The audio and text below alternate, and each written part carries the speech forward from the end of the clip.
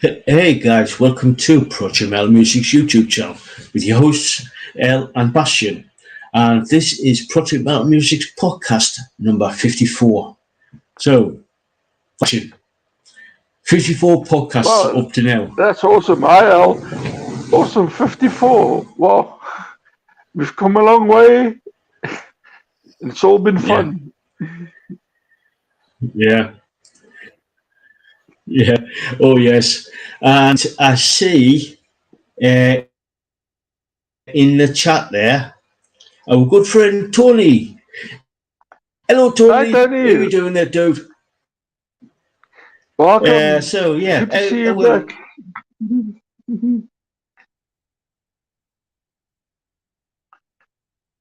Oh, I see Al is gone for a while. Should be back now anytime.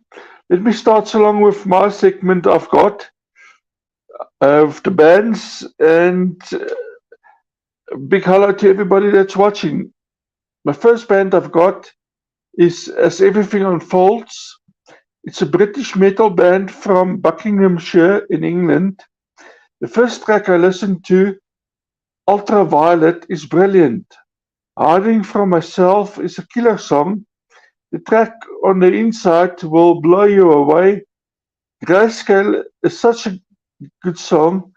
The band is brilliant and can be found on Facebook as Everything Unfolds, X AEU Official, Instagram AEU Official, and YouTube Long Branch Records.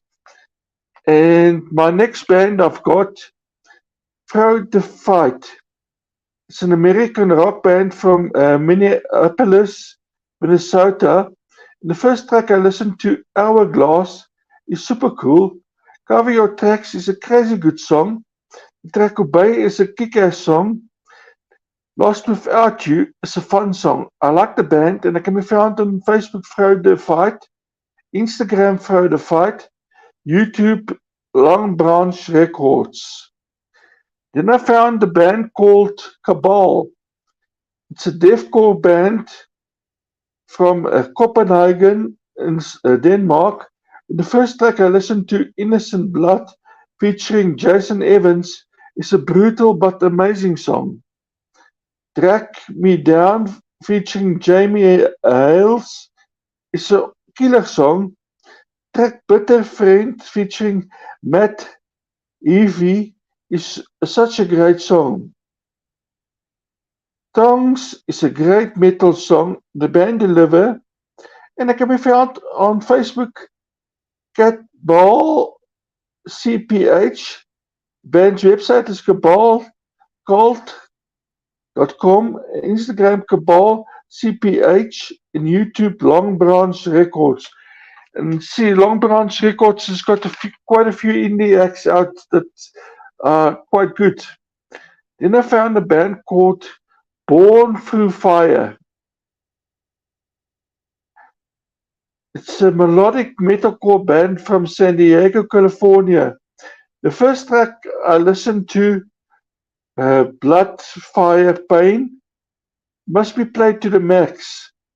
Bone by Bone is brilliant. The track Reckoning is in your face. Overcome takes you on a metal journey. The band is awesome and they can be found on Facebook through Fire Official, Instagram through Fire, Born Through Fire, and YouTube Modern Empire Music and Born Through Fire on YouTube. So they've got two YouTube websites.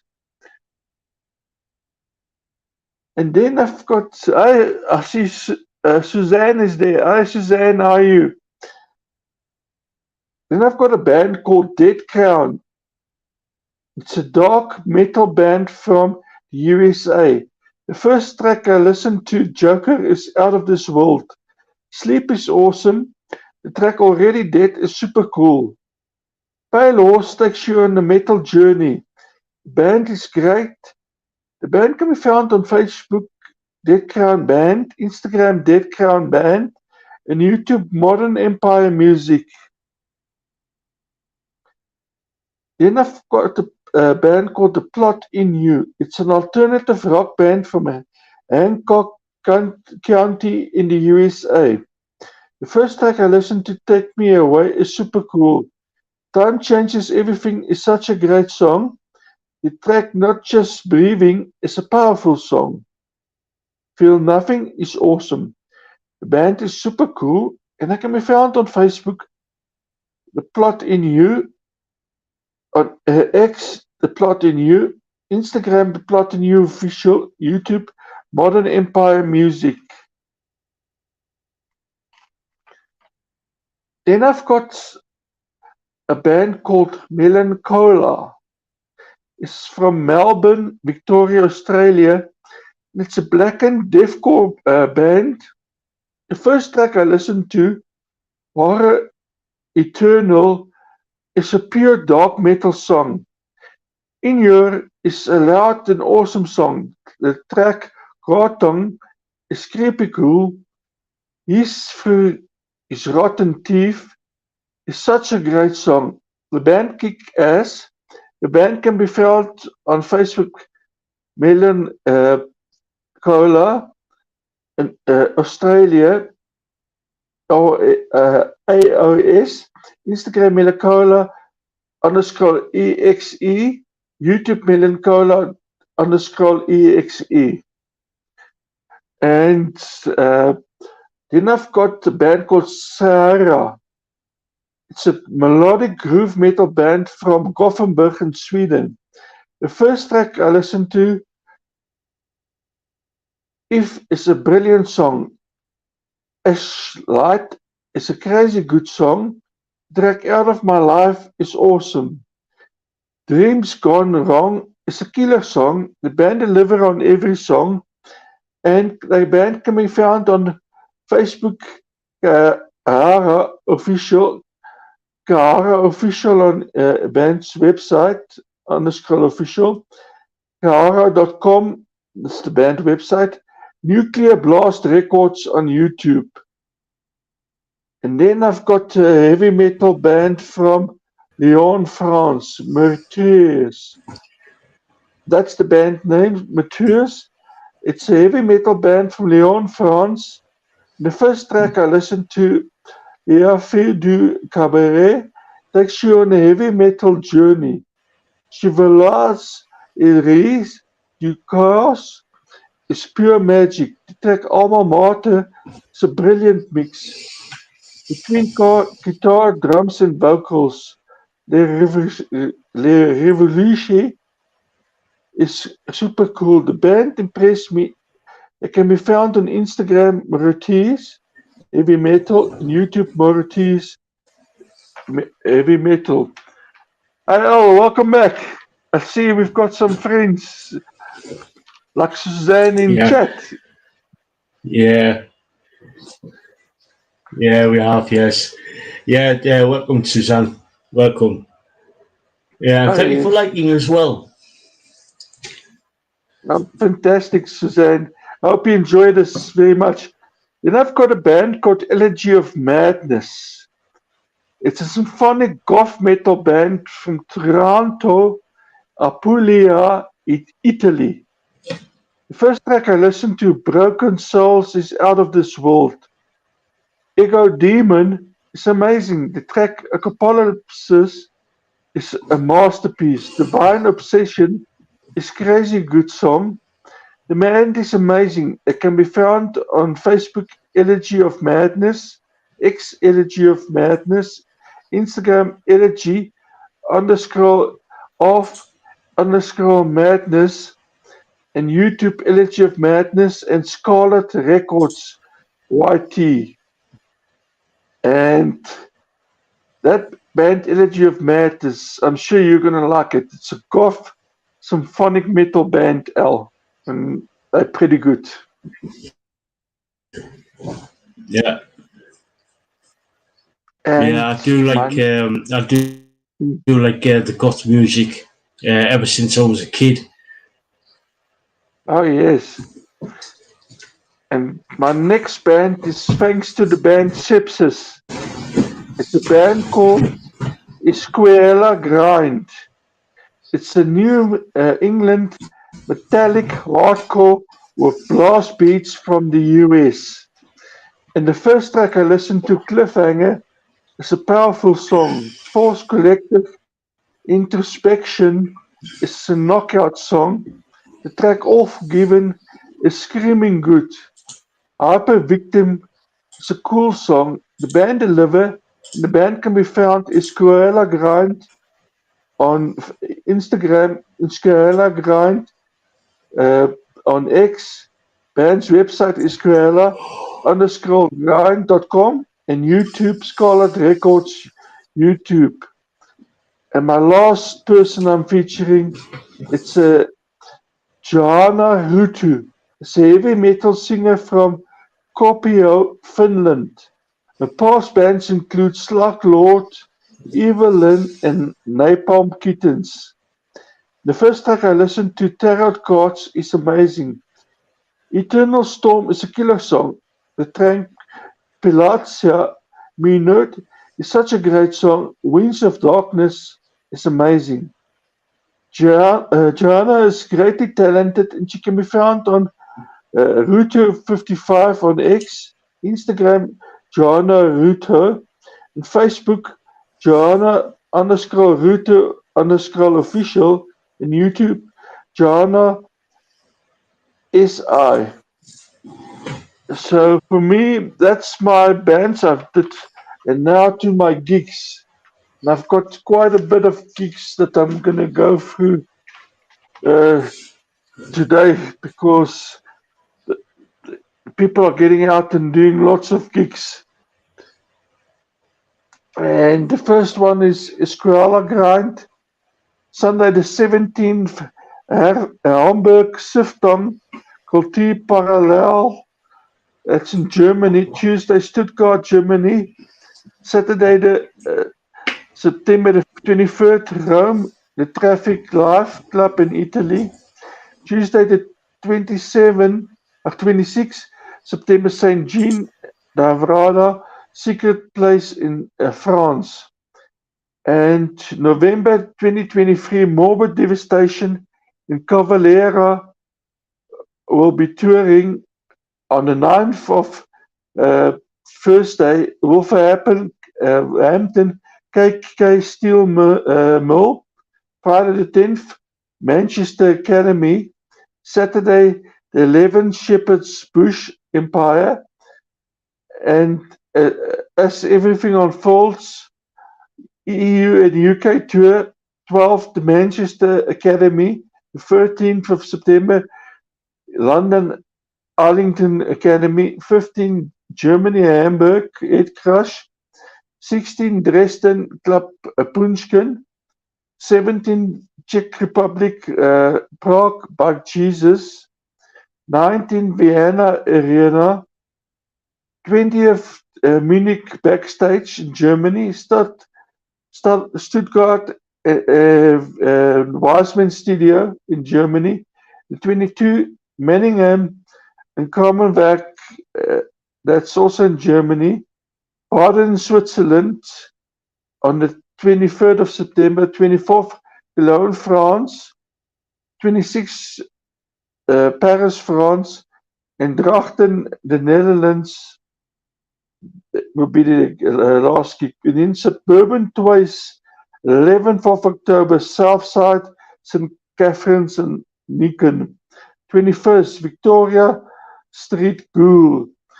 18th of November, BC in Midlands Place, Derby. And the 7th of December, Docks Academy, Grimsby. And the 16th of December, the Christmas Bash at Sumac Centre, Nottingham. And Machine Killer North American Tour with Static X in Seven Dust. October the 16th, Houston, Texas. October the 7th, Dallas, Texas. October the 8th, Little Rock, Arizona. October the 10th, Atlanta, Georgia. October the 11th, Murfreesboro, Tennessee. The 13th, Greensboro, North Carolina. The 14th, Silver Spring, Maryland. the 15th, Pennsylvania, the 17th, Detroit, Michigan, the 18th, Fort Wayne, Indiana, the 19th, Gary, Indiana, and the 20th, Clive, Indiana, and the 22nd of October, Chesterfield, Missouri, the 23rd, Kansas City, Missouri. Then we've got the 24th, Tulsa, Oklahoma, the 26th, El Paso, Texas, the 30th, Phoenix, Arizona, and the 31st, Anaheim, California, November the 1st, LA, California. And then south of Salem, Charmaine Supernova Tour, Thursday the 26th of October, London, UK. The Black Hearts, Friday the 27th, Turnbridge Forum, Sunday the 29th, Bristol at the Exchange. The 30th, Glasgow at the Attic, and Tuesday the 31st, let's see where they will be, Newcastle, the Think Tank. Wednesday the 1st of November, Million Keys and Crawford Arms. Thursday the 2nd, Manchester Rebellion. Friday the 3rd, KK Steel Mill, Wolverhampton. Saturday the 4th, Inverness at the Monster Fest, Imperial Age, Lost World Unleashed Tour. And that's going to be 17th Paris, Le Bonheur, 18th Lyon, France, and 28th Weinen, Germany, 29th Oberhausen, Germany, the 10th Munich, Germany, the 5th of October Pratellen, Switzerland, the 6th Sittard, Netherlands, and the 14th Terneuzen, Netherlands, the 18th of October Northampton, UK, the 19th Birmingham, UK, the 22nd Glasgow, UK, the 25th of October Sheffield, UK, the 26th Manchester, UK, the 28th London, UK, and then we've got She Must Burn and Veiled Tour, 25th Plymouth, 26th Manchester, the 27th Birmingham, the 28th Bridgewater, the 29th London. Then we've got Sepsis Swami Fest with Simple Complex, Carpathia, Tiding Tombstones, After Winter, 4th of November, Jewel Music Venue at 61 Connell Street, Manchester, New Hampshire.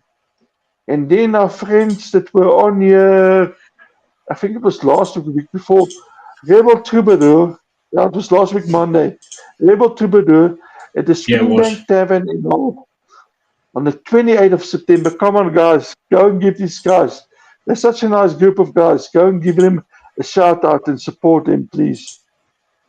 And then we've got Stereo Wonderland event, October the 12th, Corm, Clay Morgan, and Dragon Claws will be there. And then the Lesbian Deathbed, 12th September, Newcastle upon Tyne, 13th Glasgow, 14th Edinburgh, 15th Aberdeen, 16th Inverness, 17th Carlisle, 19th Bristol, 20th Brighton, 21st Norwich, the 22nd Southampton. Then we got to Wakefield on the 23rd, the 10th of October Manchester, then the 27th Crumlin, and the 28th Stoke-on-Trent. And then Saturday the 23rd of September we've got Sponge of Corners of Sanctuary at 500 Plaza Drive in Denver. Then we also got the 25th of November, Nosferatu and Incubus Succubus at the Boston Music Room. And then 11th of November at Riley's, Silk Spinster, Parallel States, and Pinhead Larry. And 21st September, Silver X as Vengeance Falls at the Camden. And my last bit is 3rd of December, Hats Off, Gentlemen, It's Adequate, the Proc Forest in Fiddlers. And then I've got Bar 55 at Transgate indie music, White Transgate. They're playing indie music. The 14th of October at the AMP in Jacksonville, Casket Robbery, Bloodstained Dusk, Raven Black, Summit Circle, and Red Mountain, and more. And that's all my gigs and stuff for tonight, Al. Cool. Yeah, some of the bands there, like Casket Robbery and Incubus, Succubus, Rebels, Troubadours, Sepsis, they are all amazing bands. Me personally, I've interviewed some of them. I've played a lot of them on the radio show and everything, and they are absolutely amazing. So if you get the chance and you are in the area, go see them live. They basically won't disappoint you. So yeah. Sorry for the little disappearance there. I had to go to the little boy's room. I had to go to the toilet. So yeah. So yeah. What's coming up on the channel?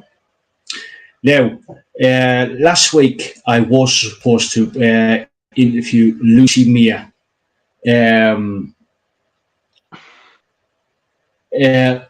Last Friday, but due to tech issues and the tech gremlins,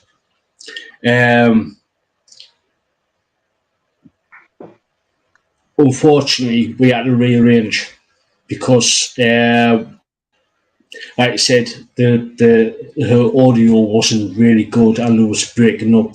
It turns out that unfortunately her internet was a bit crappy, if you know what I mean. It was a bit slow, so the audio was breaking up. So we had to rearrange it. So Lucy Mia of Lucifer is going to be on this Friday at 9 p.m. UK time. Cool. Tony says. So Tony says, awesome list.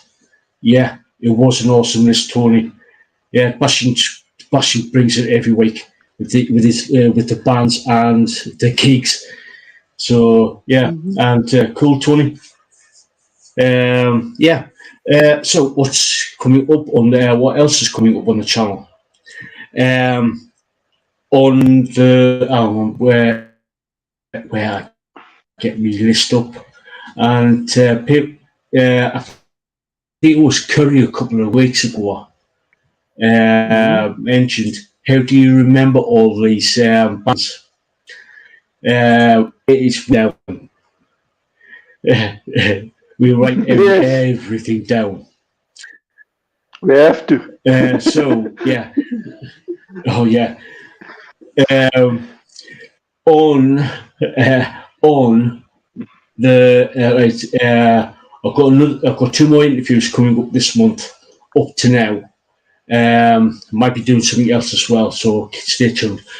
On the 23rd of this month, at 9 p.m. UK time, I'm going to be interviewing Fever Tree. Now, I've been following Fever Tree for a while now. They are amazing. They are amazing, black southern rock bluesy rock band, and yeah, they are, like I said, they are amazing. So I'm going to getting Fever Tree on the show, and then on the 30th, I'm going to get the Swedish band Pressure back on again, and they are going. They are going to drop a new EP. Oh, so awesome. I'm going to get them in the coming weeks. So I'm going to get them on, and this is I'm going to get Pressure back on, like I said, on the 30th at 9 p.m. UK time. So yeah. So, and speaking now, before we get on to what's coming up on the show, on the Project Metal Across the Pond show, Me and Basjan were discussing this earlier on today, and just before we before we went live. God, I was laughing my head off last night. Now, Basjan knows what I'm talking about here. Put this way. Thank you for those people who've viewed all the shorts that are released yesterday. Believe me, there are quite a few people there who, put this way, over 7,800 people saw the shorts yesterday. And like I said, the vast majority of people have been absolutely brilliant. They've liked it and everything, and moved on. But there are one or two people who decided to be, how can I put this politely, being morons, who took it on to themselves to comment on said videos, especially one, and said, "You are shiz, you are here." Other expletives, which I won't mention, or you are doing this only for views, and other terms which I won't repeat. But any content creator, well, basically, I'll hold my hands up. I might be many things, yes. Everybody's got some sort of whatever. But any content creator on YouTube who puts up their content on their channels are doing it for the views. Yes. Right? They want to get. There are people out there who basically just do it for the love of it. They not bother about getting monetized or anything like. They just want to put up some content about what they do in their daily lives or what they find interesting. But the vast majority of people on YouTube who create content, who put stuff out there, are doing it for the views, who are doing it to get subscribers, who are doing it to earn a bit of cash at the end of the day. I'm one of them. I want to monetize this channel. I made no bones about it. I made it very clear. I want to earn a little bit of extra cash so I can actually bring better content, better content, support the unsigned and independent bands, etc., etc., etc.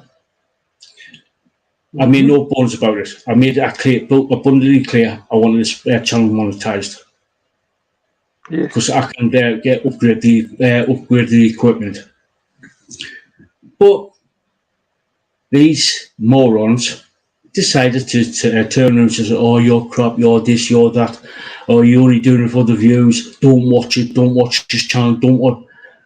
Well, put this way, like I said, to those morons, thank you very much for the views, and thank you for putting the channel into the almighty YouTube algorithm. Thank you very much. It's much appreciated. Very much appreciated, morons. So, yeah. So, basically, if you try and comment derogatory terms on my channel, it's an instant bye-bye. Because not only I have a duty of care for people who come to watch this channel. Oh, yes. for your duty of care. Doesn't matter if you're 13 or fucking 83. Doesn't matter. I want this channel to be a safe, fun place where everybody can have a laugh. Everybody can have a bit of fun. They can actually come to their live shows, especially when I'm doing live interviews with bands. They can actually have a bit of a laugh with the band and ask questions. They can have a bit of, that type of thing. So, yeah. So, like I said, morons, if you try and sort of like, how can I put this? Be nasty. Bye-bye. You're not welcome here. Yeah, that's my mini rant over. So, yeah. So, what is coming up on the channel? The Project Metal Across the Pond over on digitalrevolutionradio.com. You hear it loud and clear.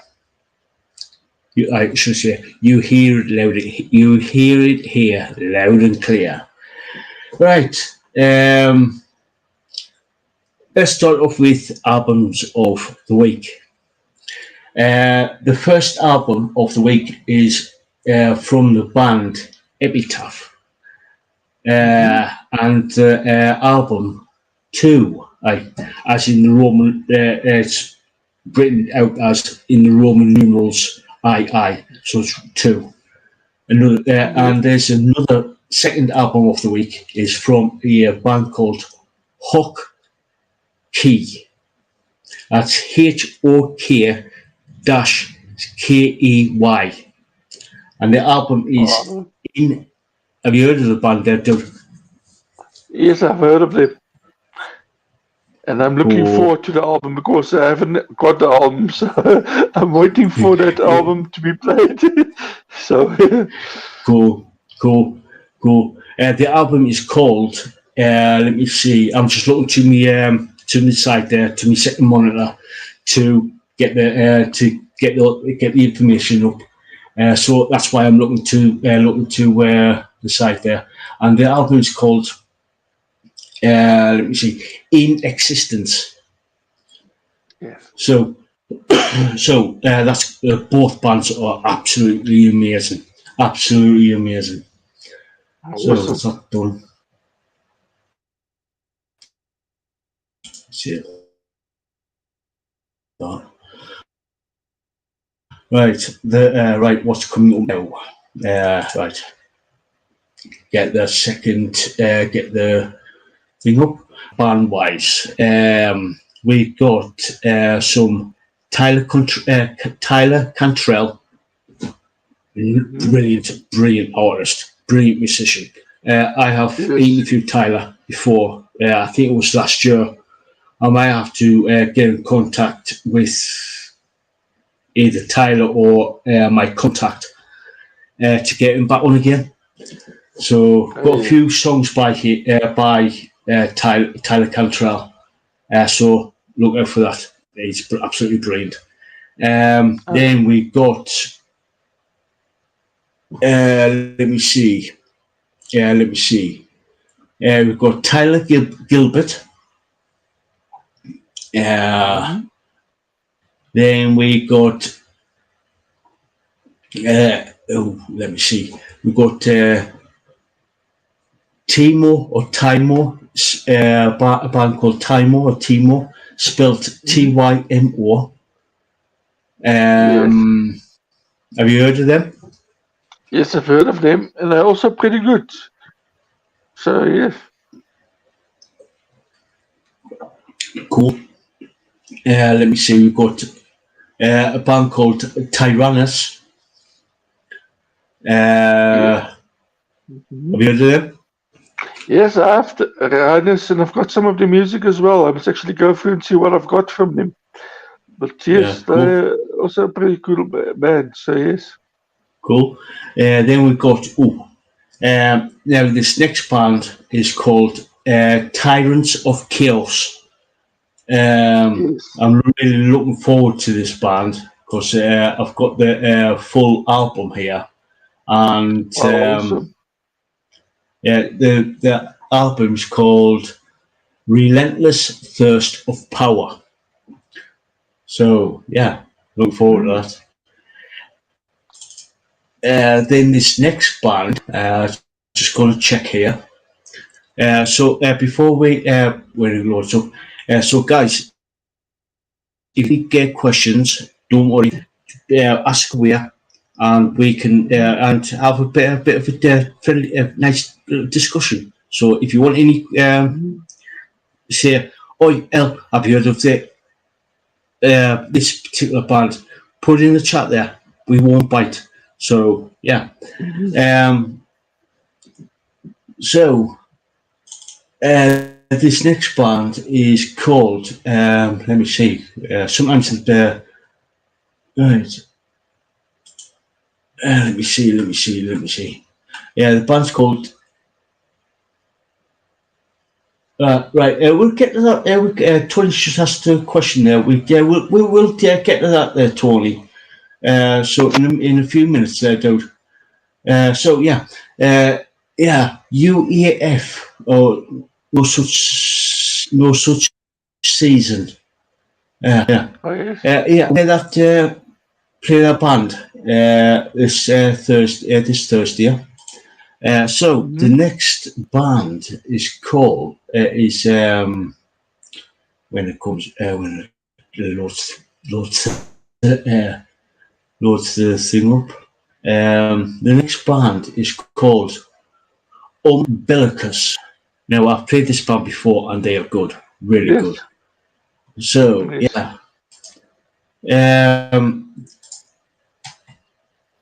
The next band is called Undergang.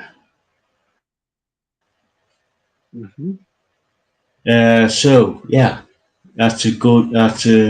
We're looking forward to that. Then we've got now. I think. Let me see. A split. Yeah, I think it might be a split album. We've got Undertaker of the Damned. Now, I think I've played Undertaker of the Damned before. Have you heard of that band before? Yes, I have, and it's quite a nice name they got. Yeah, they have, yeah. Then we got Undertakers. Another cool band, yeah, another band with a cool name. Yes. Then we started going to sort of like the sort of like black metal, death metal type sort of like a realm. We've got Unholy Desecration, a band called Unholy Desecration, and then we've got Unholy Baptism. Now, Unholy Baptism, I think I played them before, or listened to them on like different radio show. But from what I remember, they're pretty decent. Yes, they are decent. It's a decent band. Yeah, cool. Then we got, let me see, Unknown Refuge. Then we got, this next band is a pretty cool band as well. A band called Urban Primate. Urban Primate. Yes. I've heard of them, and the cool band, great videos and stuff like that. So yeah, they are. I think I've played one or two tracks of them before, and I've heard them I've heard them on a couple of other radio shows. Yeah. Then we got USX. I'm sure I've heard this band before. I'm sure I've heard the band before, USX. whether it'll be on another day, on another show, or I think I've heard him on another show, I believe. Yes. Yeah. Mm. Now I'm hoping I can pronounce this next band's name properly. Uthulan. I think that's how you. I think that's how you pronounce it. Uthulan. It's UTHULLUN. Yes, I think that's as close as you can get to tell. Yeah, yeah, Strange name. yeah. Sometimes, guys, I do have difficulty in pronouncing certain words. So please bear with me here. Seriously, please bear with me. Sometimes it's hard for me. So yeah, well, uh, yeah. So sort of like midstream grift here. If you like what you see and you like what we do here on the podcast and doing band interviews and tech talks and stuff like that, please, if you want, subscribe, like, share, comment, and all that good jazz. We are literally 22 away from 500 subscribers, so we are at 478 at the minute. So let's go and check. Yeah, if you like what you see, like I said, if you like what you see, if you like listening to uh, interviews with bands and stuff like that, tell your friends, tell your family, tell your dog, your cat, your giraffe, your pet hippo. Get everybody subscribed here because it's we've got like, a few ideas that we want to implement in in the next over the next coming months. Oh, speaking of which, speaking of an idea, tomorrow at 9 a.m. tomorrow on the channel, I will be starting a new series called the top 3 songs of, and it is what I've been like Basjan knows. It is where I go through all the bands that I've got and choose in my um, I choose my top 3 songs of that particular band.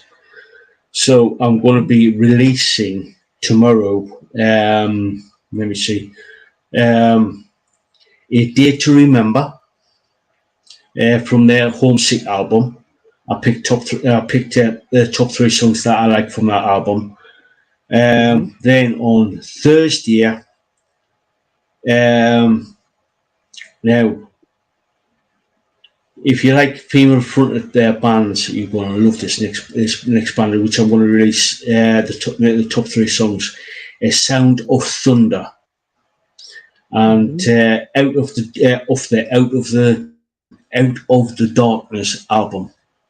So I'm going to be releasing those 2. So if you want to see my take on the top 3 songs that I find my top 3 songs, go check them out when they're released on both on the Tuesday and the Thursday at 9 a.m. UK time.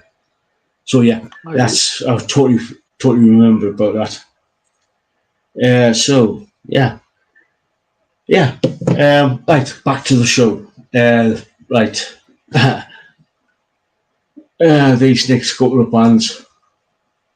I'm going to have difficulty pronouncing these next 2 bands. We've got Forcio, that's VACIO. Hope I pronounced that right. And then VL Mist, which is VAELMYST.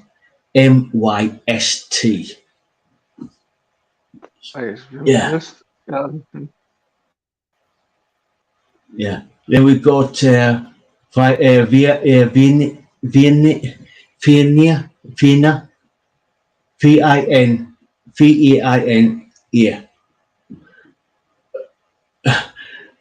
God, sometimes I have difficulty talking to pronouncing band names. Then we've got Vanderlust, which is on which is self-titled album. Well, I'm going to be playing a couple of songs by them. They are on Rock Shot Records, and Rock Shot Records are a good label. If you like your independent stuff, that are pretty much based out of Italy, and I know there's like a few other bands from different parts of the world that are on Rockshot Records. They are, go check them out. Go check out Rockshot Records. So yeah, and then probably the final band that I'm going to be playing. I might play like a few more, depending on what time and much time I've got left over when I do the show.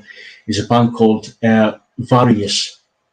Now, Various is a good band, and I mean really good band. So yeah, that's coming up. What's coming on Project Metal across the pond over on Digital Revolution Radio. It starts every Thursday. It's on every Thursday at 6 p.m. UK time. That's 1 p.m. Eastern Standard Time of the US. 7 p.m. South African time. And my head hurts when I try and actually work out the Australian time. It does. Yeah. So yeah, that's what's coming up on the show. Now, Tony, this the question here you've asked sort of like ties in on what myself and Basjan have been discussing before we went live. Tony asks vinyl versus CD. Now, well, personally for me, if I've got a choice between taking a vinyl or a CD album from a band, I always go for vinyl. And because vinyl, I found some of these bands are getting innovative, and you released a limited, like a blue or a red album on vinyl. And for me, vinyl always. Yeah. Now, with me, it's sort of like with me, vinyl, like both vinyl and CD have sort of like pros and cons to it. Vinyl has got that warm feeling to it. It's got like more. It's got more depth to it. Where CD is more clinical, more sort of like clean, if you know what I mean. Oh yes. But if it was a choice between vinyl or CD, can I take both, please? That's a good answer. That's a good answer. Well, obviously, if I had the money, if I've got the money, then I would take both. But if it was between vinyl and CD, I'll more than likely try and get the vinyl. Actually, like for the collector in me, I'll go for vinyl. But as a DJ, I'll probably go for the CD as well. I'll probably go for the CD. Just for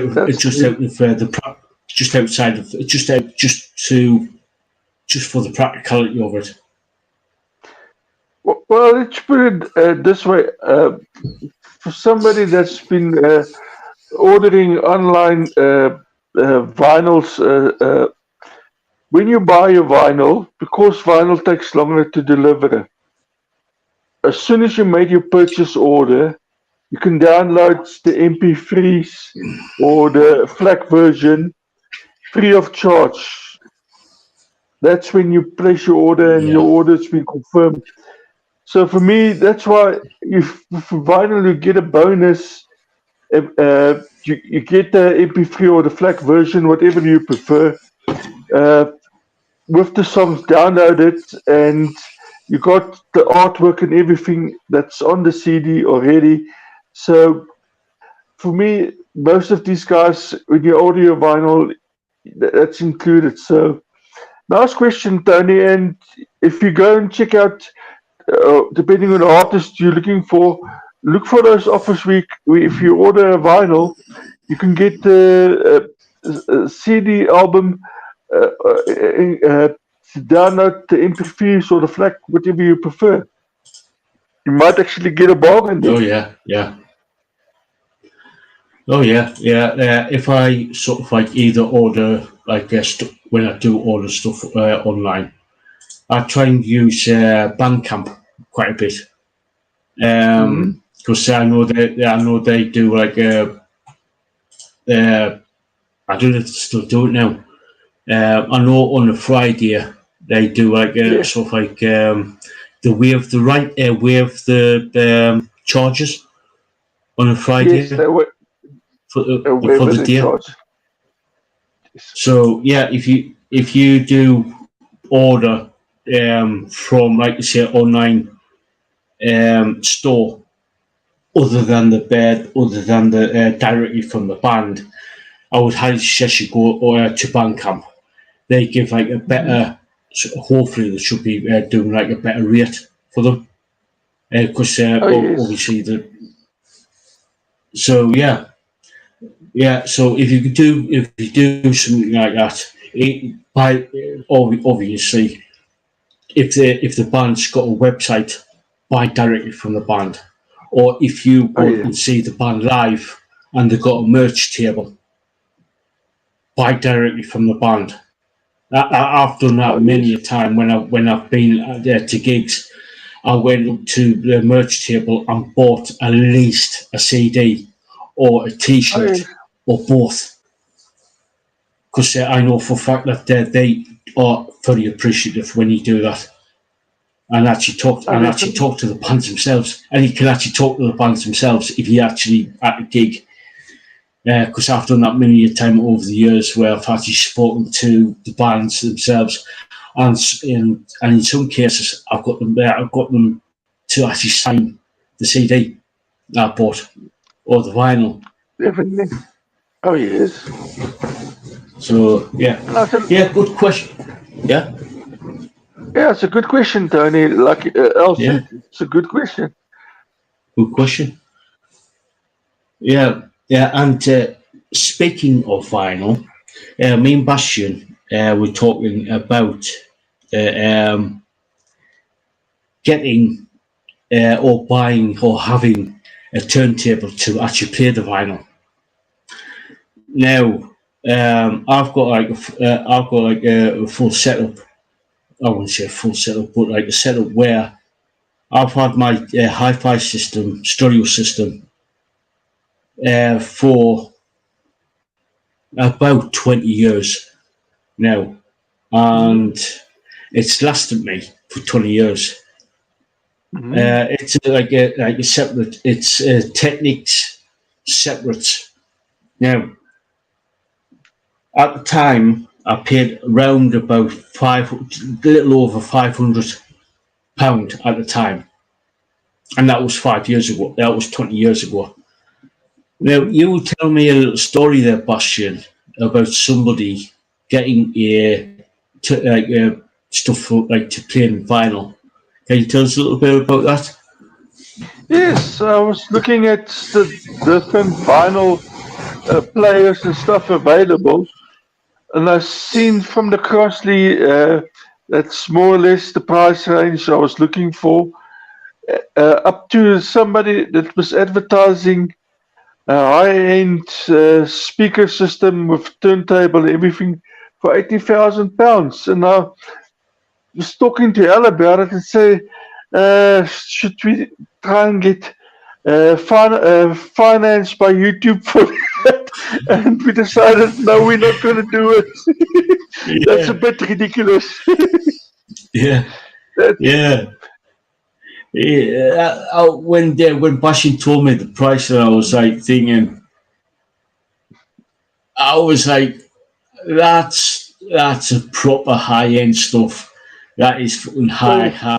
And I mean proper high end stuff. If somebody's charging £80,000, I was like, I was like thinking, I hope it's all singing, all dancing type of thing, and washes the dishes at the end of the day. I was like, Jesus Christ! My hi-fi system was £500, and that was 20 years ago. Mm-hmm. And I was like, it's got like tape decks, five CD interchanger, fucking decent, amplifier in it, and got a radio. I can do different settings on it. Christ, I can actually put in the back of it. I can actually hook up like a proper surround sound. My setup is a 5.1 setup surround sound, but I can go to I can actually go to a 7.1 surround sound. Yes. I can put in a DVD player. I can connect up a VCR. Christ, at the minute, I can actually hook up my TV, my computer to the stereo. I've got I've got a turntable which plays vinyl. Oh yes. Yes, Tony. £80,000. Yes, £80,000. You heard that right. Yeah. We'd rather buy a car or something. Or a house. I can actually do a lot with the £80,000. But I won't be spending on it unless I'm actually filthy rich. Then yeah, I might possibly blow off 80 grand on the sound system. But I've got other.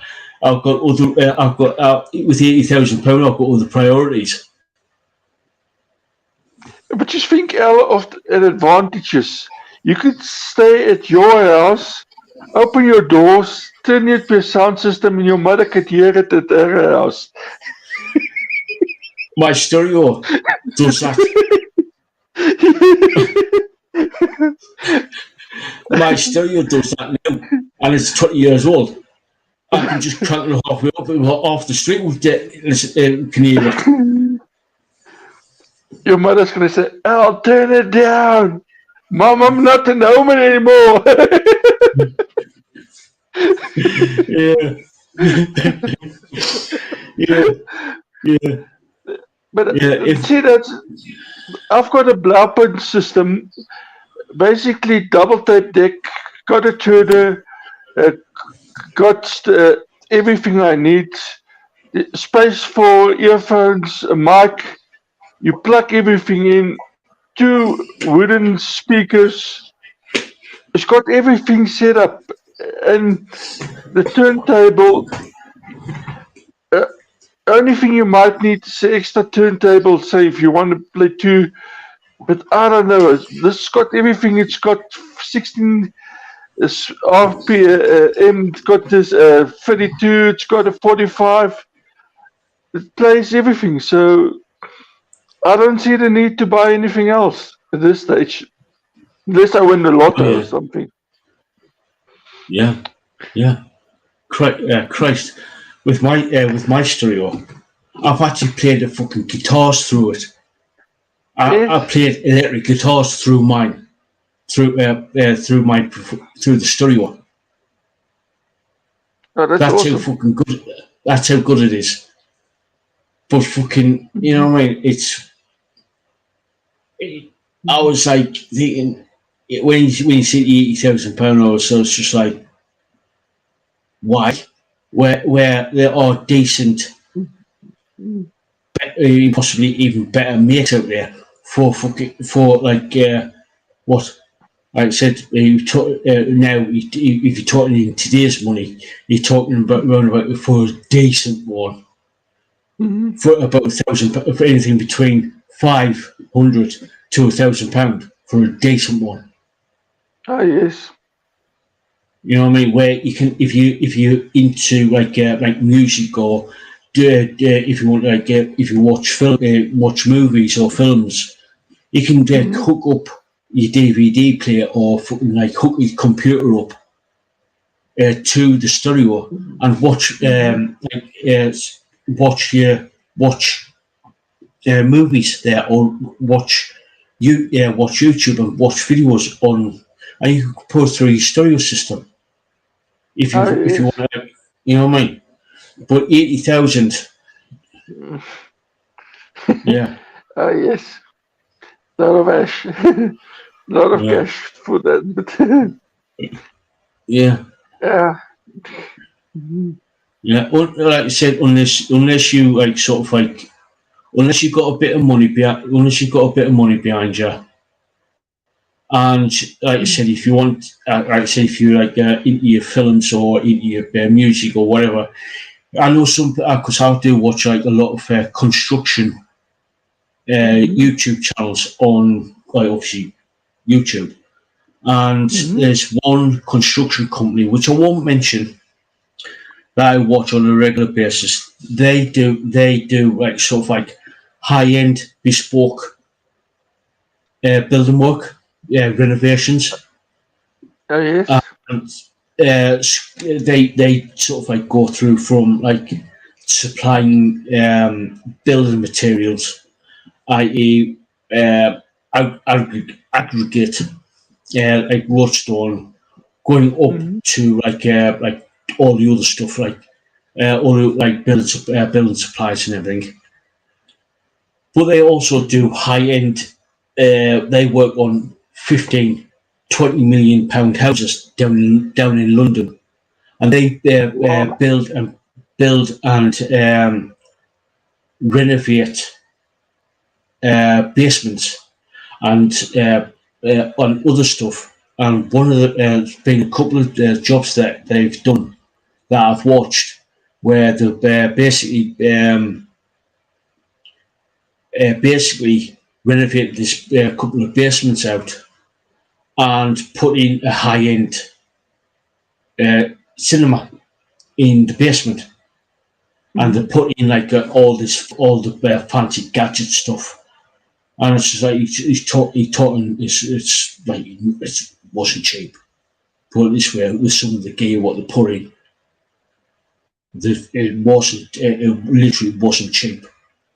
He got Mhm. like he talking. I don't know if you know the YouTuber KSI. Yes. They actually this particular company actually did his new studio, his studio, Yes. KSI studio, and Wow. yeah, and basically yeah, they put in like I've seen all the work done to Mhm. what they did to put in like for KSI studio, new studio.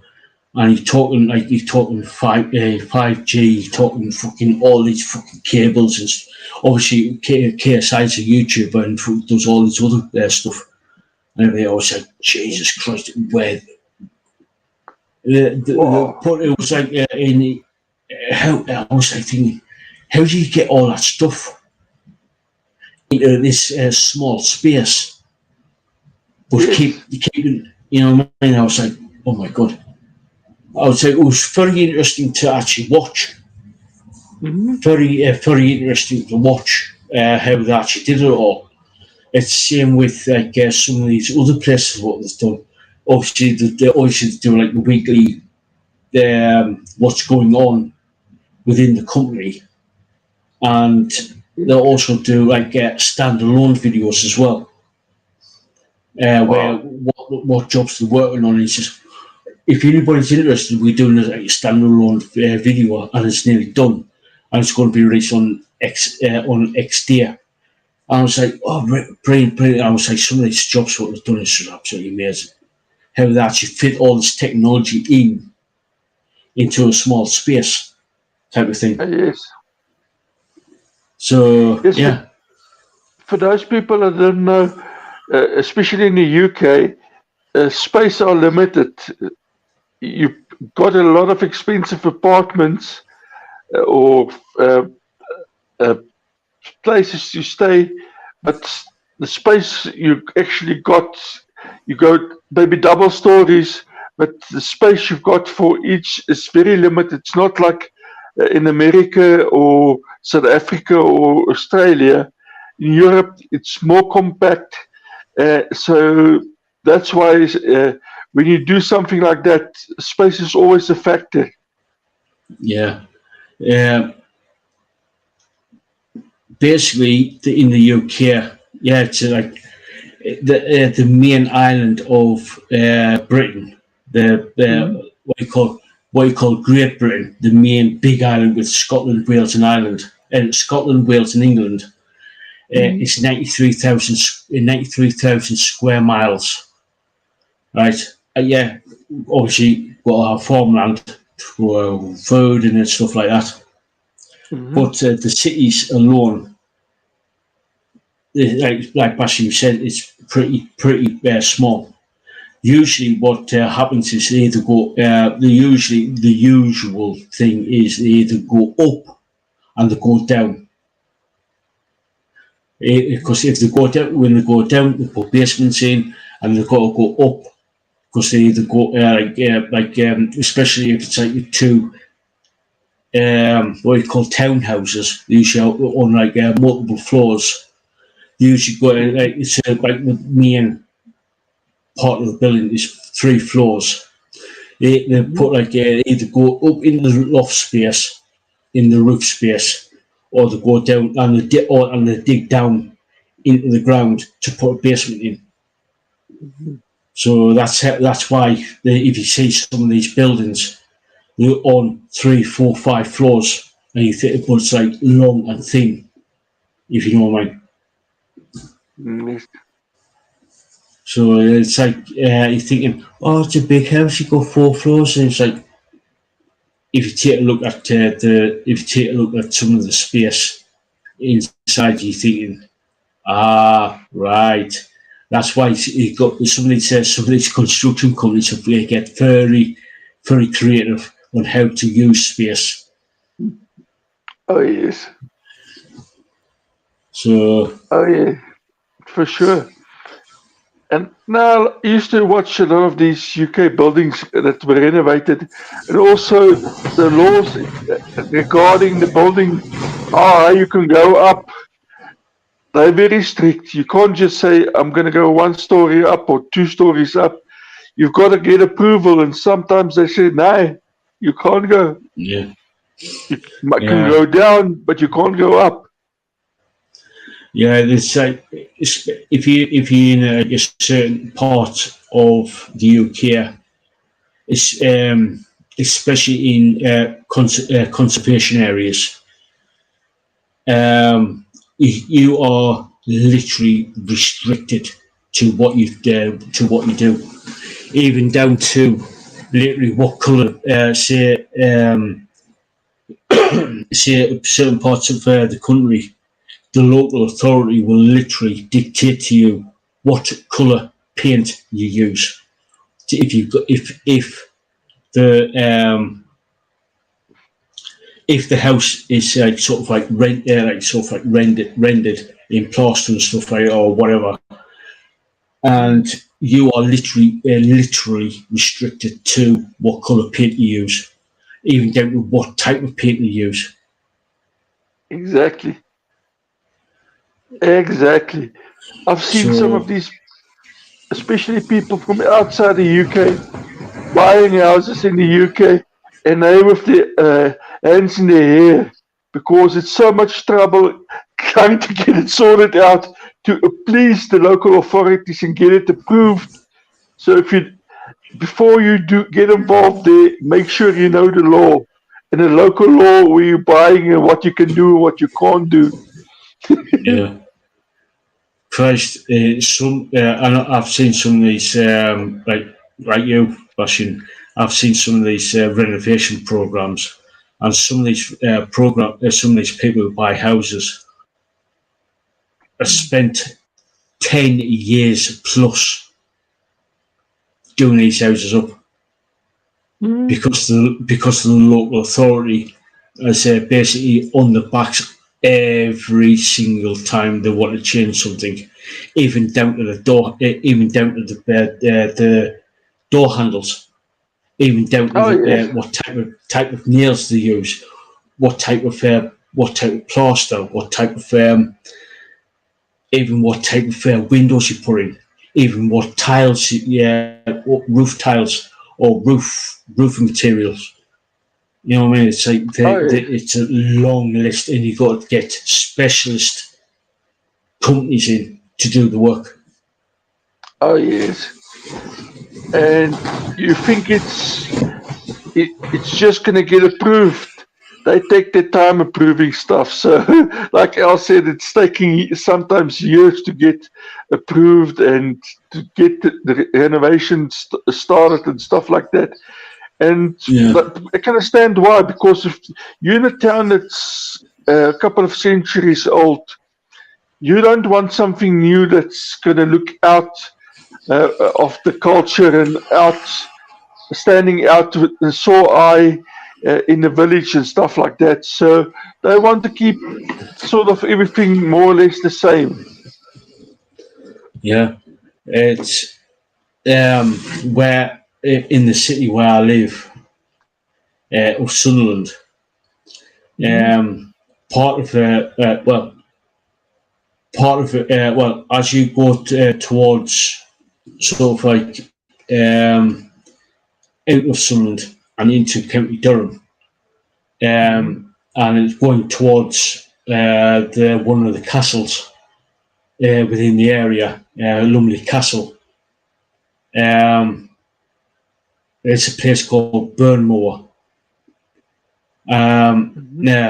Burnmoor, which just literally just over the border between the city of Sunderland and the county of Durham.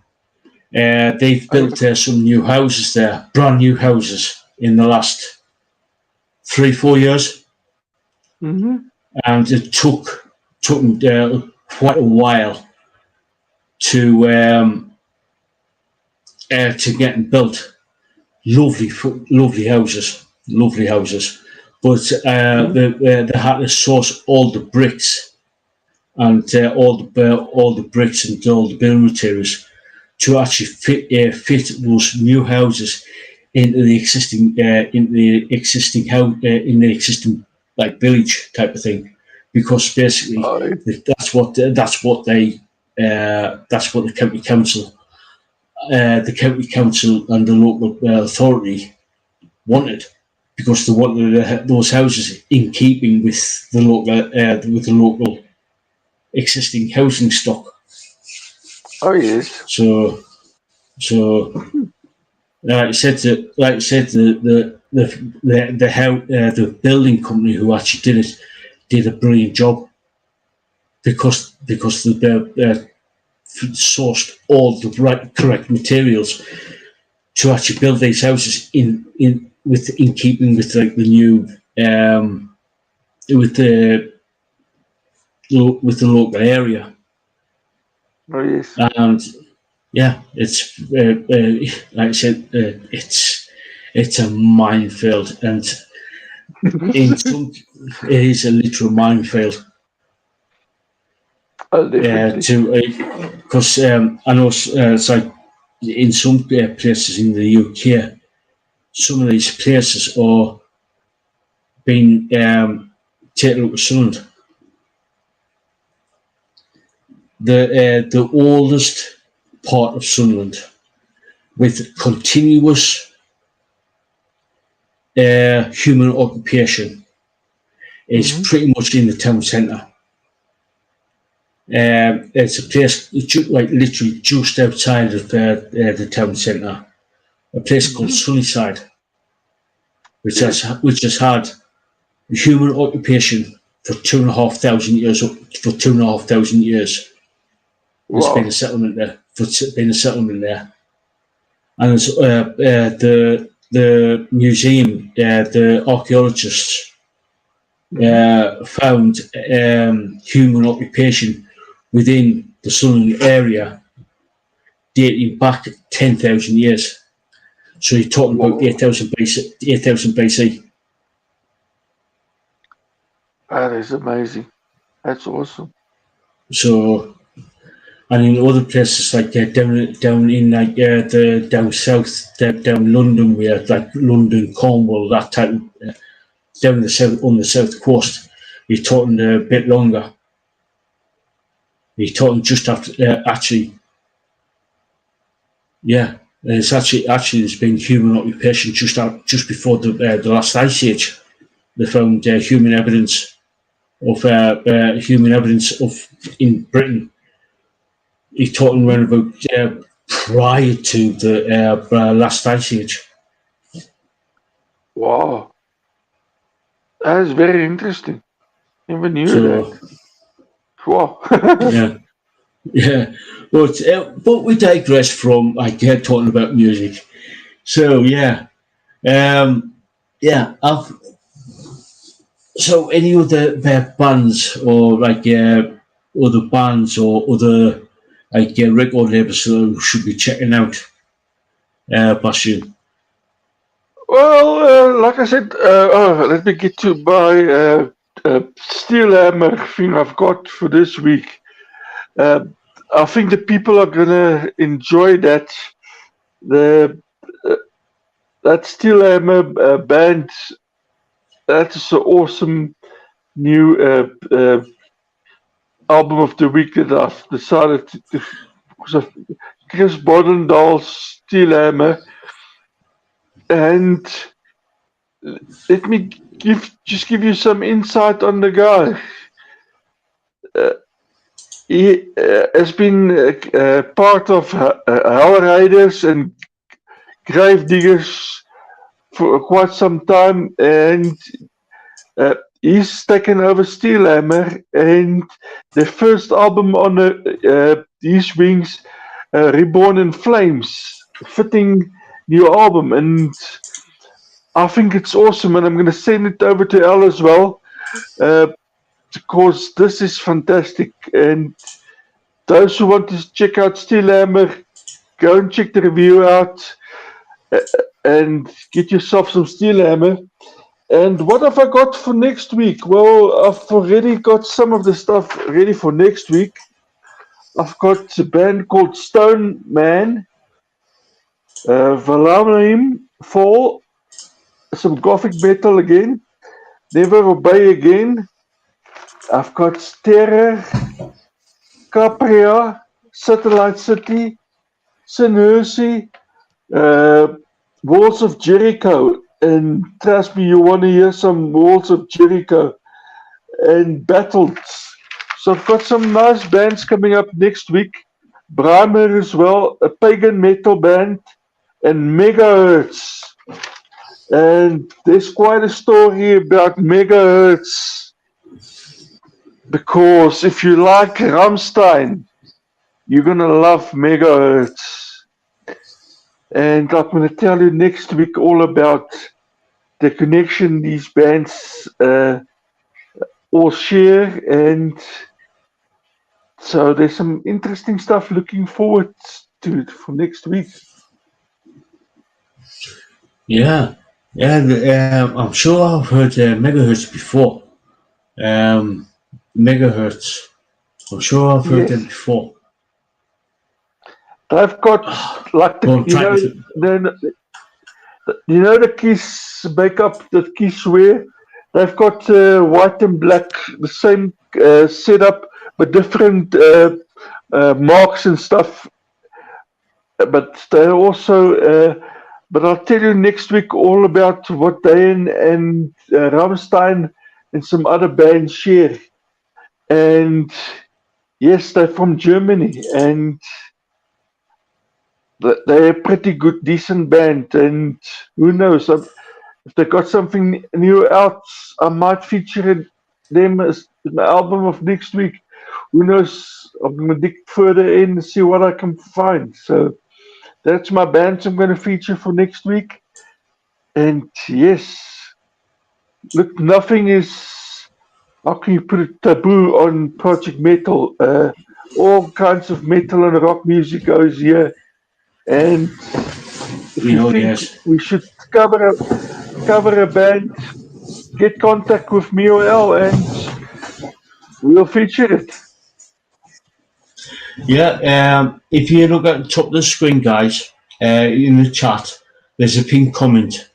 It's got myself, and Basjan's Twitter links there. So if you want to get in contact with us, send us a message over there on Twitter. Basjan is at Basjan underscore or that's BASJN underscore or, and for me it's at Silgrug at CILGRUG. So that's over on Twitter. So if you want to get in contact with us, contact us there, or even or if you want to contact, if you don't have Twitter or X, whatever you want to call it now, you can actually get in contact with on. You can comment down below on this video and say, "Oi, guys, can you check this band out? But don't tag any. Don't send us any links. It basically will get automatically deleted. All you got to say is, can you check out the band's name and a few little details of from where they're from, etc., etc., etc., etc. And then we'll do we'll get the we'll do sort it all out, and we'll get the links ourselves because we will check it all out, do our own research. So yeah. So yeah. I'm trying to think of the passion. I'm just. It's been a long day. It's been a long day. Same here. Yeah. So if you got, yeah.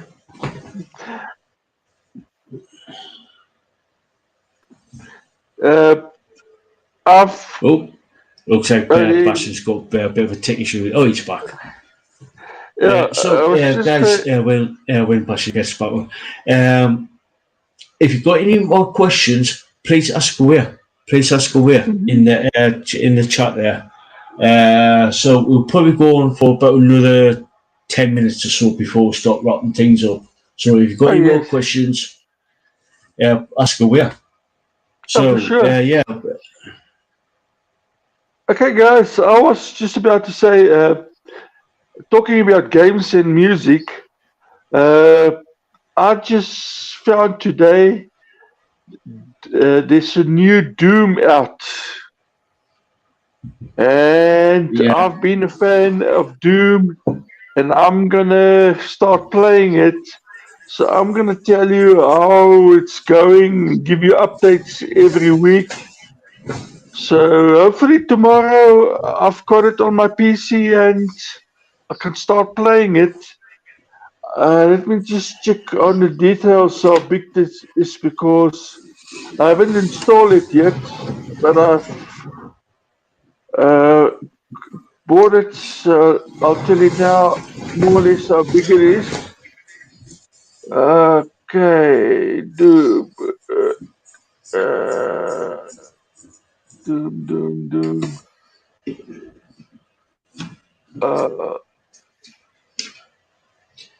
We have the. Don't tell me to put it on my. Oh no! I put it on my wrong hard drive. I'll fix it. But yeah, I've got Doom. I'll tell you now. I've got a website I've got it from, so I'm gonna start playing it, and I'm looking forward to actually start doing it because that's one of those classic games that uh, it was actually back in the 80s. Doom, I think, was actually doing fantastic. Well, it's quite a cult following. Yeah, it has. Yeah, because I played Doom back in the day, back in the early 90s, for Uh, on the PS1. oh yes, and for me, I was just excited when I saw it. I said, okay, how much is it and what's the system requirements? Because I know some of these classic games you can play on the older systems, but it won't play on newer type systems. And so I was very happy when I saw the Doom was released. Now must just, oh yes, it Doom External Deluxe Edition version 6.66, and it's got all the DCLs and bonus contents. And the original size, it's 82.6 gigs. That's what the game is all about. That's Yeah, before you yeah, install it. So I'm probably going to be using up about 120 gig to yeah, play the game. So yeah, first person. yeah, yeah. I've So just pulled up the history of the first game, oh yes, and do you believe that it's the first Doom game came out in December the 10th, 1993. So it's 30 years old, wow, yes, and it was yeah, it for was the DOS system. yes. How many of us remember the DOS? What's Yeah, DOS? I do. That before Windows, long before Windows. Yeah, long before. I think it was about 2 years before Windows. 2 years Yeah, before Windows came out. Windows 95, I believe. I could be wrong about yes, that. Yeah. yeah. So 95 3.1. It's either one of those two. yeah, yeah. Windows 95. I think it was Windows 95. Then Windows 97. Yes. There was Millennium. Yeah, Millennium. Because I Mhm. run that. I run that program. That operating system. OS. Then it was uh, what was it? There was a couple around about the same time. Then it was XP. Oh yes, XP. Then it was Windows 7, Yes. Windows 8, Windows 8.1, Yes. then Windows 10. Now they're on Windows 11. Yep. They're bringing out Windows 11. And all that's within the last 28 years. Oh yes. And for me, I'm just thinking, uh, where is it all going to end, and when they're going to bring something out that lasts forever, that you don't can just update and don't uninstall or get a new package. Yeah, yeah, yeah. I've I've just pulled it up on for Doom. MS Yes. DOS. Okay. Then it was on Yes. for the Sega Yes. in November of in 1994. Atari Jaguar, Mac OS,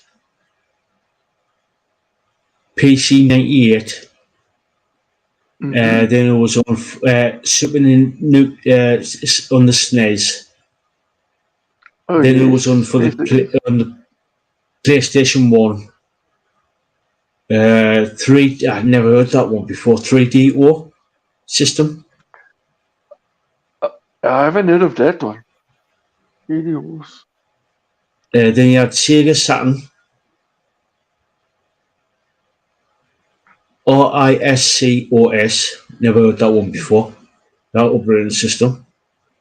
Then it went on to the Game Boy Advance. Now that's a good little system. That. Yes. Then you got Xbox 360. It's the Apple iOS. PlayStation 3. Then it went on to last couple of years, about in 2019, it went on to Android, Nintendo Switch, PlayStation 4, and Xbox One. That's all within the That's what the on Doom. Bit of live research there, guys. Bit of live research. So yeah, like I said, I played Doom on the PlayStation 1 back in the day, and I think it was about 90. I think it was, when was it? In 1995 when I first played it. That was when it was released on the PlayStation 1. Oh, Tony.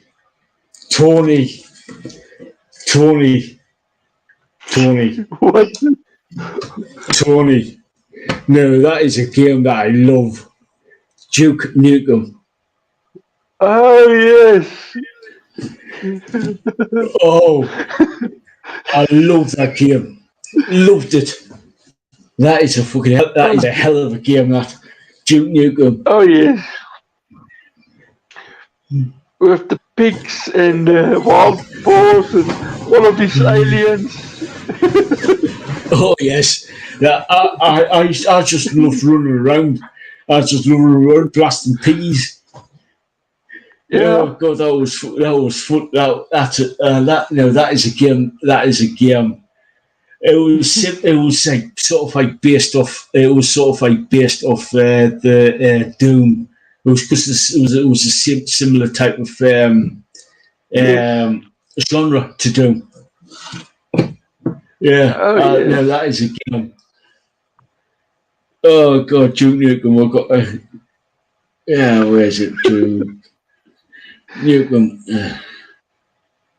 I must actually look for the classic old Duke Nukem stuff as well, because I'm sure most of the stuff are on what do I call them? Not the scrapyard, the old done and wear games and stuff like that. I'm sure some of the Duke Nukem games are on there as well. Yeah. I loved playing. I first played Duke Nukem back in, I think it was about 97, 98, something like that. No, probably a bit earlier on the PlayStation. Oh yes. If you haven't noticed, I'm a big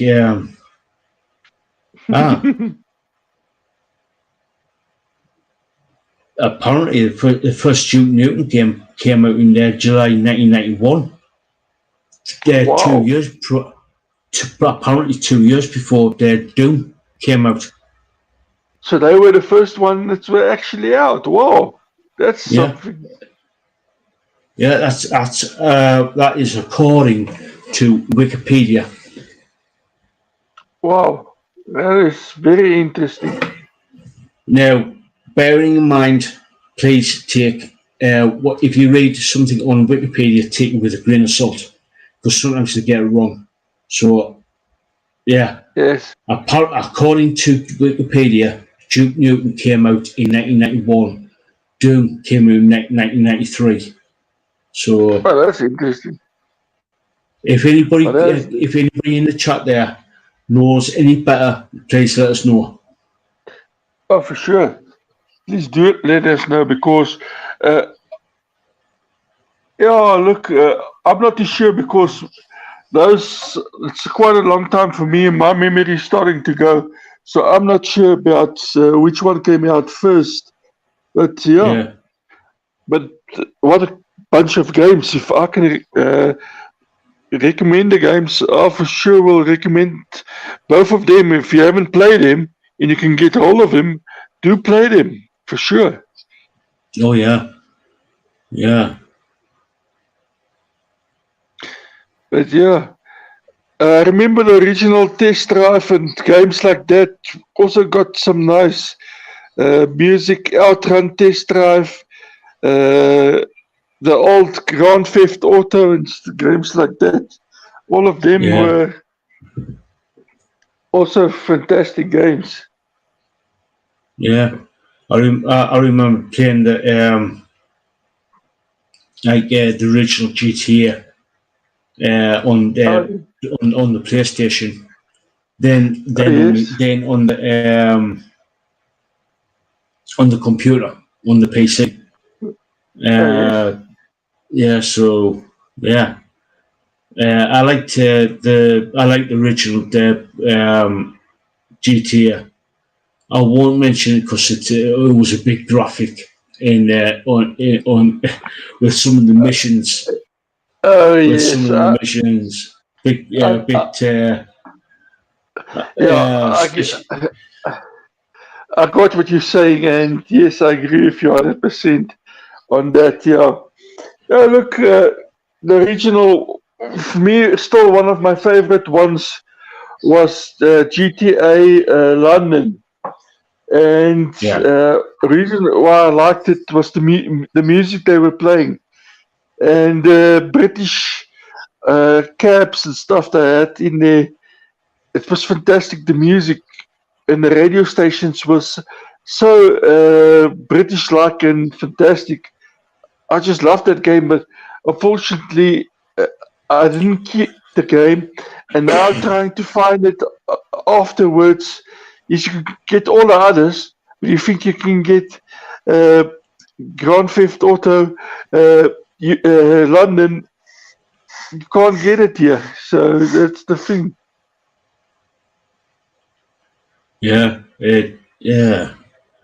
yeah. The first GTA game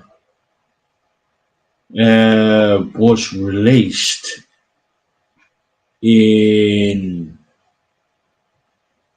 1997 Wow. for Windows, and then that was in November of 1997, and Mhm. then PlayStation One a few days later, um, in December of 1997 for PlayStation, and then on the Game Boy a couple of years later. Mhm. I never knew it was. I've always thought that the original GTA, was a single player version, a single player game. But it says here, apparently, like I said, I'm on Wikipedia and I'm taking I'm taking this with a pinch of salt. Unless somebody else tells me otherwise. Apparently, it was a single player and a multiplayer. I thought it was a single player as well. Yeah, I never knew. yeah. I've always thought the first GTA was a single player. That's all I knew about it. Yeah. So Wow. Now I'm learning something. I thought I yeah, knew everything. live, yeah, live research, guys. Live research. Yes, but for those who are looking for great music and stuff like that, in the GTA games, they do have great music. And like they said, if you're looking for games without the violence and stuff, then go for your driving Need for Speed Underground and Underground 2. Also got fantastic music, so Yeah. Once you same with Gran Turismo as well. That's oh got some yes. good music. Because I've played a couple of games. I've played that game a couple of times. So yeah, Gran Turismo's got like some really good music on there as well. Oh yes. So It's definitely got. yeah. So if you got any more games you want us to like sort of like review or sort of like review anything, just let us know. Yeah. Trying to think. I'm trying to think. I'm trying to remember when I used to play games, quite a lot. Now I saw. That's the thing. I saw our good friend Matt Howlett do a post saying, "What was your favourite horror movie soundtrack?" But that could also could translate over to what is your favourite game soundtrack. So let's ask both questions. What is your favourite horror movie soundtrack, and what is your favourite video game soundtrack?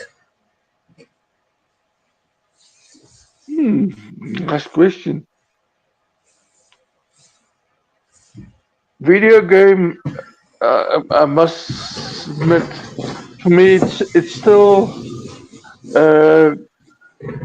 Need for Speed Underground 2 in 1. Great rock music and great music in general. Horror movie. Very interesting. Some great stuff with AC/DC. Some great stuff. It's hard to decide on a horror movie soundtrack Yeah, because there's been really a few out that's been really kicking butt, and to single out one, yeah, it's really hard. yeah. The same question to the chat there. What is your Yeah. favourite horror movie soundtrack, and what is your favourite computer video game soundtrack? For me, for the horror soundtrack, it's got to be it's got to be AC/DC's soundtrack to Maximum Overdrive. Oh yes, that's a great selection. I was thinking of that, and I'm also thinking of some of the others that's come out. But yeah, that is personally a great one.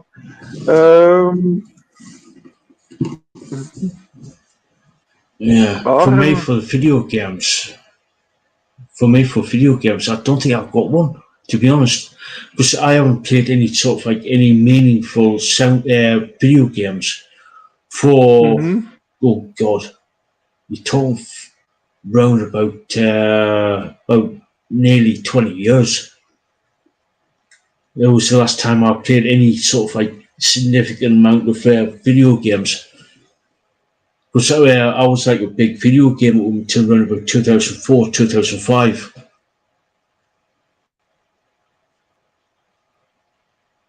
Oh, Tony says Drift.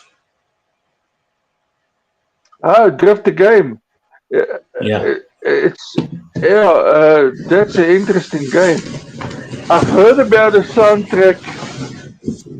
That's got some very good metal music I heard on it. I haven't played it myself because some of the moves you need to do in that game, especially the Bruce driving, you need one of those pedals and stuff like that, and proper driving gear. And I don't like driving games that much to get that stuff, so I haven't played. But Yeah. very good selection, Tony. And yeah, very good game. Yeah, I've heard of Drift, but never played it. Never played it. So,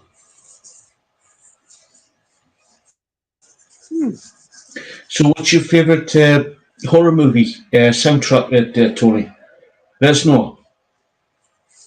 So, No, yeah.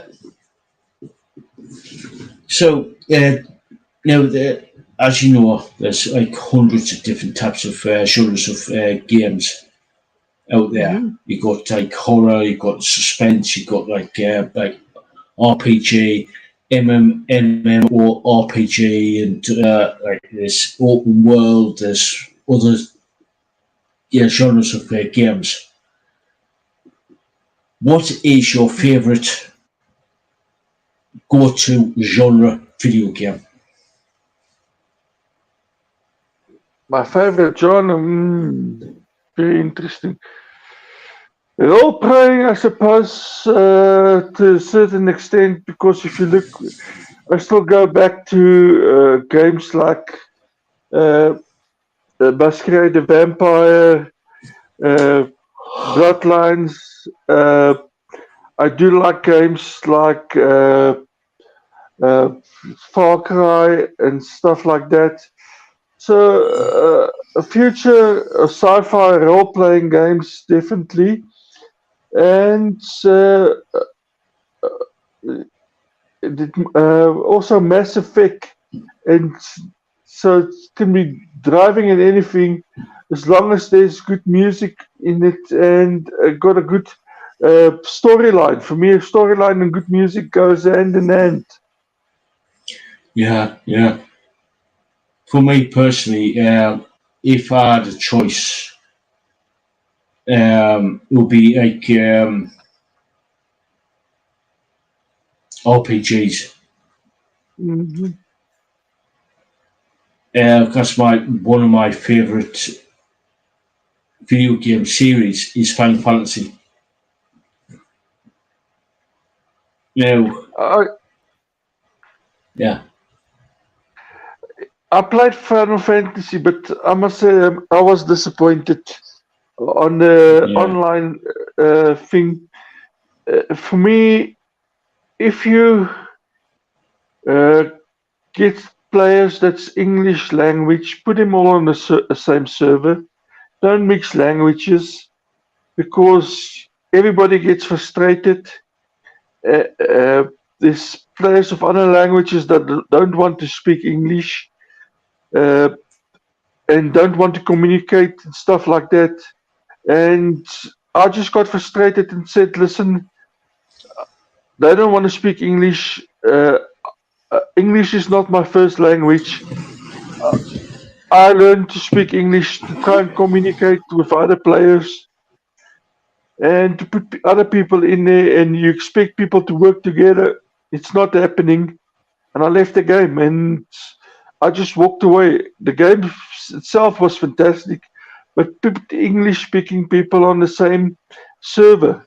It's not that difficult. When you install a game, you say what language and what server, English language server, and put it on there. yeah.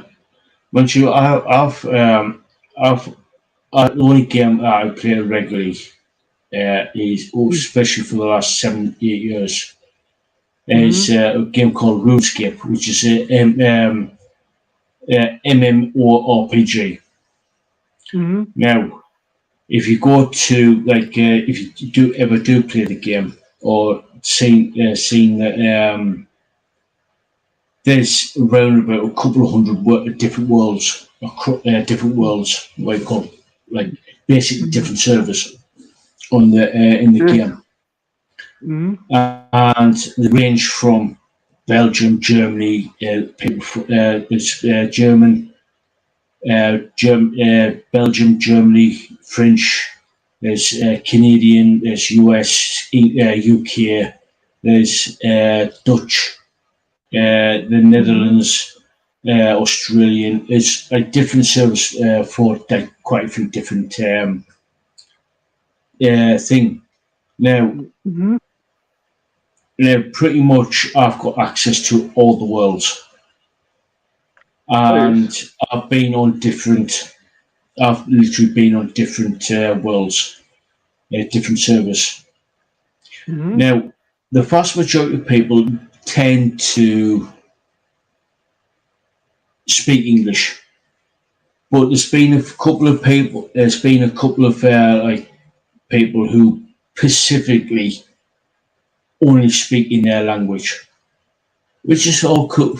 All cool. All I'm not dead. I'm not knocking them or anything like that. But Mm-hmm. when somebody comes, especially when I've been on the world, minding my own business, doing my own thing, like I tend not to talk to anybody. All I want to do is be left alone. Mm-hmm. And the only people I talk to is my clan, Yes. because that's the only people I do talk to whilst playing the game, is to talk to my clan to see what's going on within the clan and see what everybody's up to. But when I've been doing stuff, what you call bank standing, it's basically if you don't know what bank standing is basically you're standing at your in say for instance where the main marketplace is, one of the main marketplaces is, and you do certain things because you need to go go to your bank, get stuff out, do what you need to do, pour it back in, and repeat the process. Yes. And there's been times where people start to talk to us, even though I've got on my when you sort of like look at my character, I've Mm-hmm. said, "Do not disturb. Go away. Mm-hmm. I do not want to be talked to," type of thing.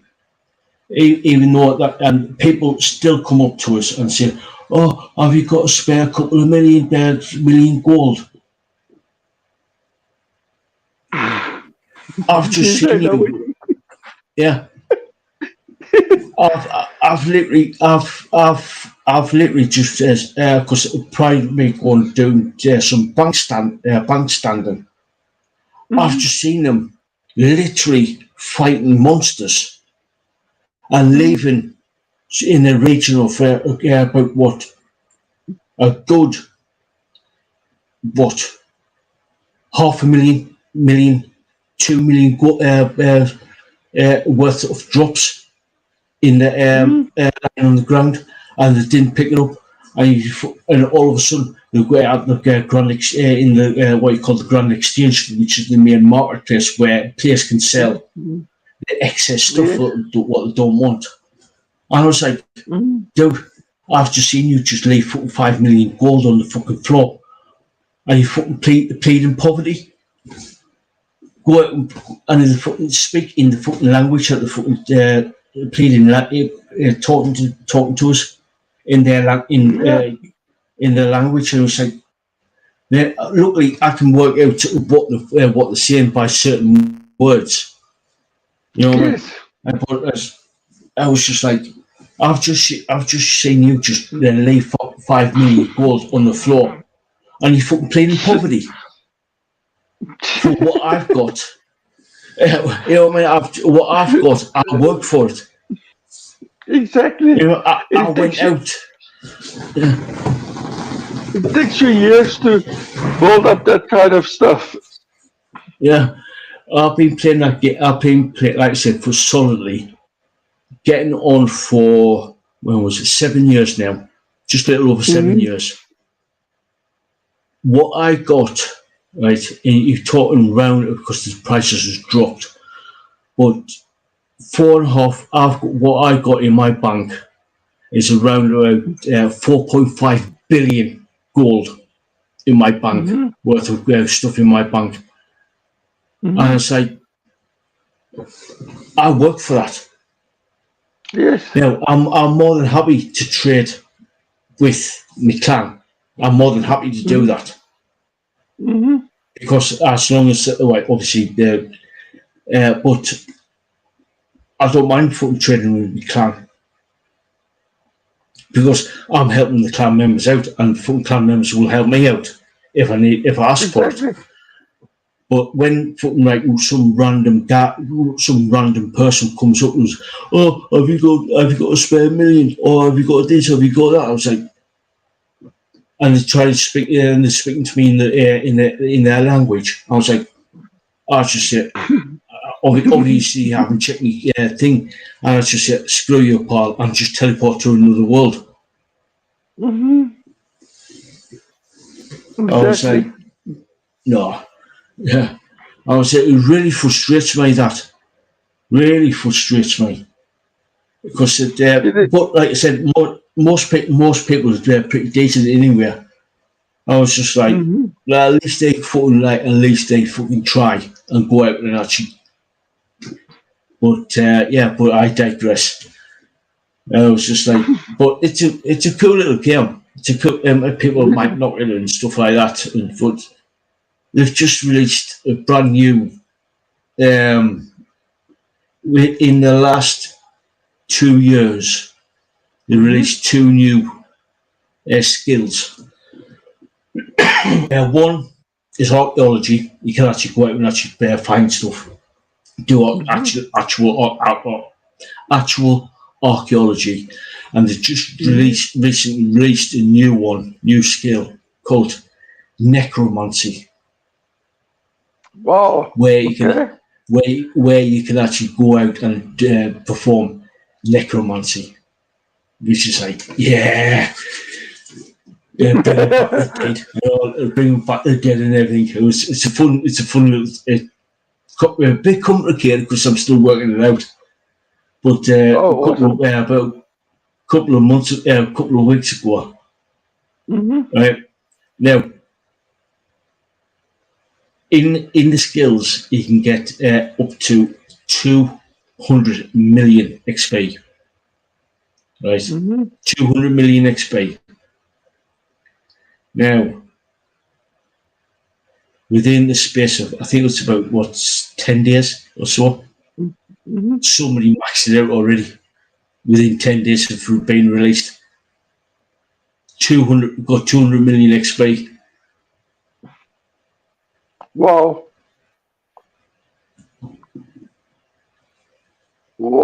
So,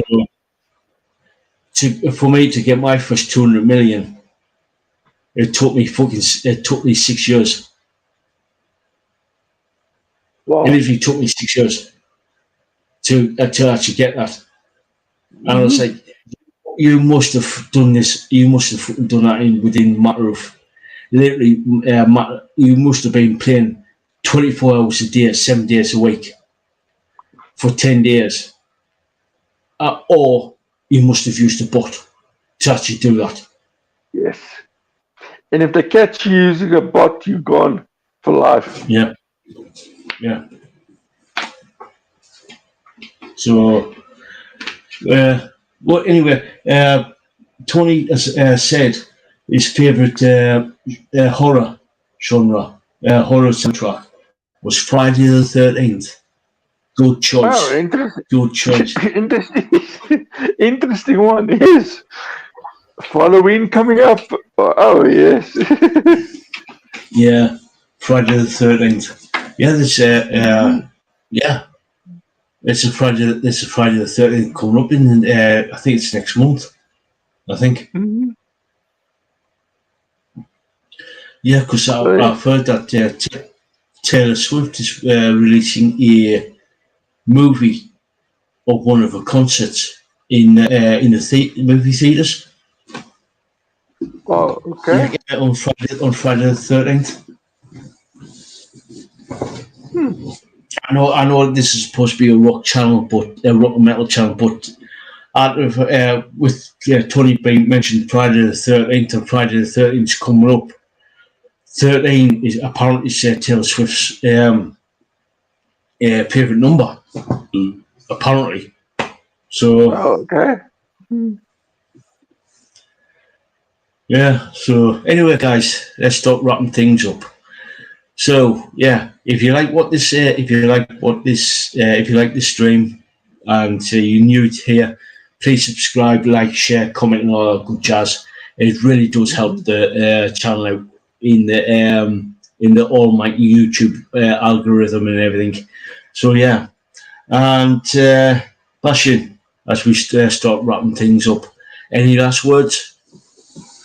Yes, guys, go and support your local acts and be safe. Don't do something stupid. Don't drink and drive. If you're going to have fun, keep it all in moderation and behave. That's all we say. We want to see you next week. Yeah. Keep well. Oh yes. Oh yes. So yeah, have a little bit of fun, have a bit of a laugh, but like Basjan said, keep it in moderation, and definitely don't drink and drive. It's a proper dick move, because yes. we've me and Basjan have seen the aftermaths of what happens when people drink and drive. It is not a pretty sight. It is not a pretty sight. So yeah, right, guys. So don't forget, this Friday I'm going to be interviewing Lucy May of Lucifer at 9 p.m. UK time, and don't forget, tomorrow we've got the first release of the top 3 songs of, and which is the Date to Remember, and then on Thursday I'm going to be releasing another top three songs of, and it will be what did I say? Got Date to Remember, and it's out on Thursday 9. Both videos are out at 9 a.m. in the morning, Tuesday and Thursday. So go check them out. So guys, until next time, guys, catch you all later. Catch you all later. Have fun, guys.